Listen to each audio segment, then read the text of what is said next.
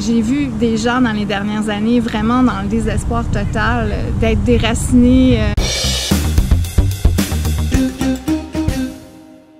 Il y a un autre facteur que je trouve qu'on ne parle peut-être pas assez, mais qu'on sent de plus en plus dans les dernières années, c'est le facteur de l'augmentation des loyers, les reprises de logements, cette espèce de bulle de spéculation au niveau des loyers.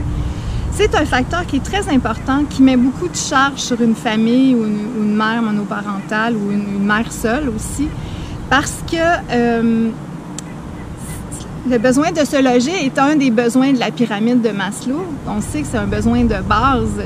Et puis, si je te déracine, parce que j'ai vu des gens dans les dernières années vraiment dans le désespoir total, d'être déracinés.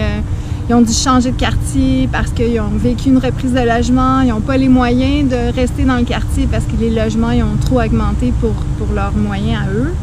Donc, pour moi, c'est un facteur qui est très important sur lequel la société et les gouvernements devraient se pencher très rapidement parce qu'il y a vraiment une inégalité au niveau des logements puis l'accès au logement. Puis, il y a aussi des logements insalubres qui met beaucoup de pression sur les gens aussi. Qui veut rester dans un logement où il y a des bébites, je vais le dire comme ça, c'est très négatif sur la santé des gens en général. Donc, je crois que c'est un facteur qu'on devrait aborder davantage.